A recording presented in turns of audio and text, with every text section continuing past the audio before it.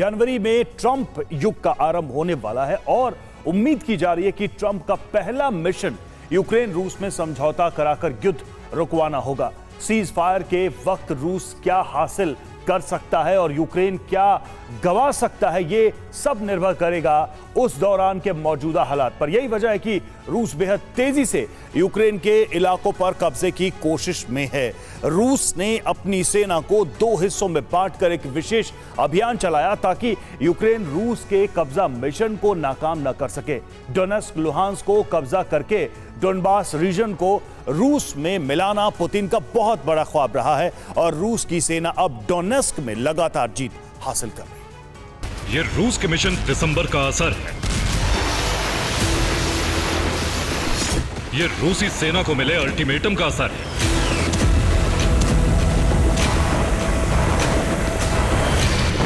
जिसने पूरे यूक्रेन में तबाही का सैलाब ला दिया। म्यूचुअल फंड क्या है, इसमें कैसे इन्वेस्ट करना है, कितना रिटर्न मिलेगा, कुछ भी समझ नहीं आ रहा। अभी डाउनलोड करें फ्रीडम ऐप।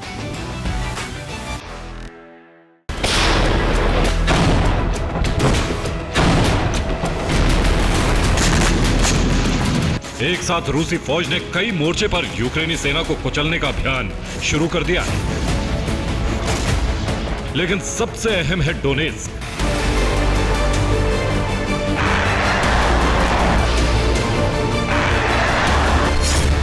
डोनेस्क की जंग में अब रूसी सेना यूक्रेन पर हावी है और पुतिन का ख्वाब सच होने की ओर है।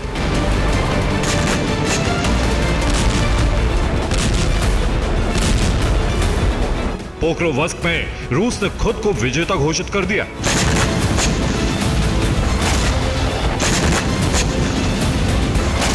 चंद किलोमीटर के दायरे वाली कुछ जगहें बची भी हैं, तो वहां भीषण जंग चल रही है।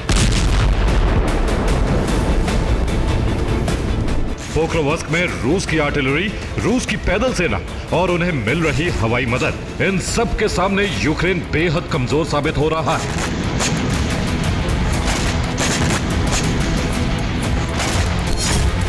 पोक्रोवस्क में भी यूक्रेनी सेना का संहार हुआ है। 24 घंटे में ही यूक्रेन के 145 सैनिकों की मौत हो गई है।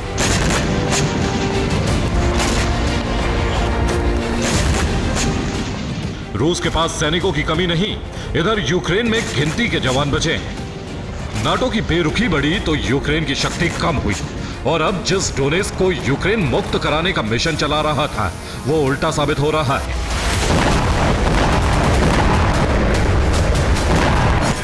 यूक्रेन की तिलमिलाहट बढ़ती जा रही है।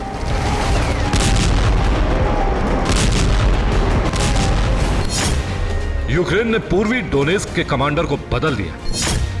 नए कमांडर ने रूसी फौज पर नई रणनीति से हमला किया, लेकिन हथियार और सैनिकों की कमी यूक्रेन पूरी नहीं कर सका।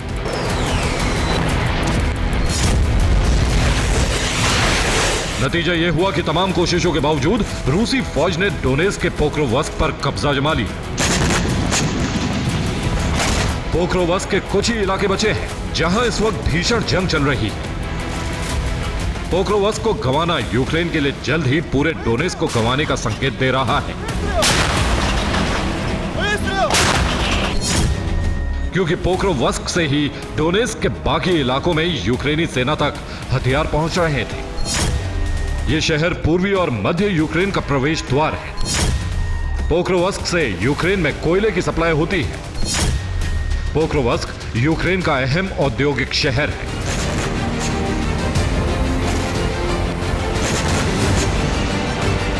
अब पोक्रोवस्क की जंग एक छोटे से इलाके में सिमट कर रह गई है। इस जगह का नाम है कुराखोव। यूक्रेनी सरकार ने पोक्रोवस्क को बचाने के लिए अपनी सेना को डटे रहने का आदेश दिया था, जिसका नतीजा यह हुआ कि यूक्रेन की एक स्पेशल यूनिट कुराखोव में घिर गई। इस यूनिट ने सरकार से 8 बार वापस लौटने का आदेश मांगा था। रूस ने यूक्रेनी सैनिकों को सरेंडर के लिए कुछ घंटे की मोहलत दी।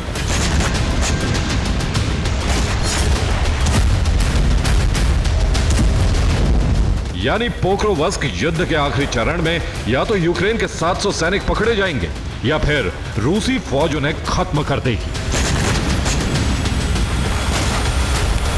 रूसी सेना सैनिकों पर हमले के साथ ही यूक्रेन के हथियारों को भी खत्म कर रही है।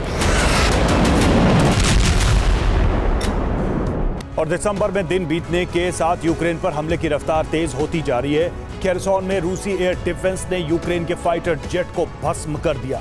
खेरसोन में यूक्रेन सुखोई 25 से हवाई हमले की कोशिश की थी, लेकिन S-400 एयर डिफेंस की वजह से यूक्रेनी हमला नाकाम रहा। यूक्रेनी फाइटर जेट गिराना रूस के लिए बड़ी कामयाबी है, क्योंकि इससे यूक्रेन की हवाई ताकत और कम हो गई है। यूक्रेन में रूस खास रणनीति से हवाई हमले कर रहा है। रूस के हमले में यूक्रेन के 3 बड़े हथियार गोदाम भी नष्ट हो गए। रिपोर्ट के मुताबिक तीनों गोदामों में यूक्रेन के घातक ड्रोन का भंडार था। यूक्रेन के निप्रोपेट्रोव्स्क और किवोरोग्राद, निकोलेव, सुमी, पोल्टावा, खार्किव के लिए भी हमले का अलर्ट जारी हुआ है। एक ही दिन में 130 आत्मघाती ड्रोन,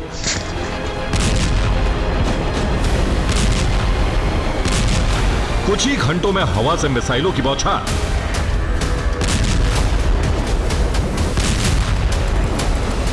रूस के हमले में रफ्तार की वजह है दिसंबर का यह महीना, जो अपने अंत के साथ ही सिर्फ नया साल नहीं, बल्कि अमेरिका में ट्रंप का शासन का नया युग लाने वाला है। रूस के लक्ष्य का अंदाजा पुतिन के करीब और पूर्व राष्ट्रपति दिमित्री मेदवेदेव की बातों से हो रहा है। उन्होंने कहा है कि यूक्रेन के कई इलाकों का विलय रूस में होने वाला है। कुछ ही दिनों में यूक्रेन के इलाकों पर रूस का कब्जा होगा। खेरसोन, ज़ैपोरिज़िया और डोनबास रूस के हिस्से बनेंगे।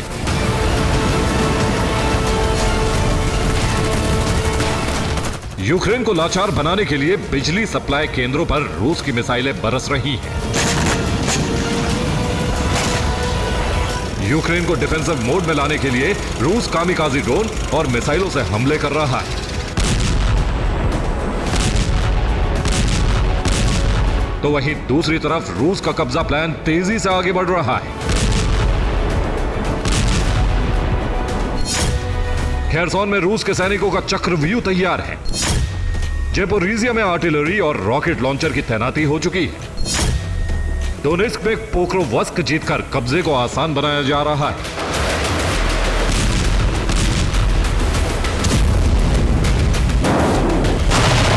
विशेषज्ञ मानते हैं कि रूस एक बार फिर यूक्रेन को निप्रो के एक हिस्से में समेटने की कोशिश कर रहा है।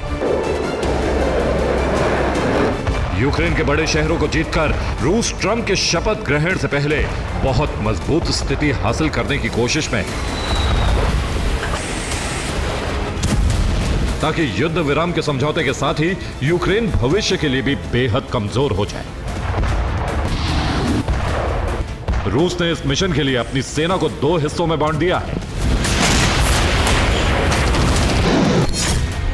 रूसी आर्मी का एक हिस्सा यूक्रेन में ब्लैकआउट की कोशिश करेगा, दूसरा हिस्सा यूक्रेनी हथियार गोदामों को नष्ट करेगा। रूस की आर्मी का एक हिस्सा यूक्रेन के अहम ब्रिज को नष्ट करेगा, दूसरे हिस्से को यूक्रेन के सैन्य ठिकानों को जलाने की जिम्मेदारी दी गई है।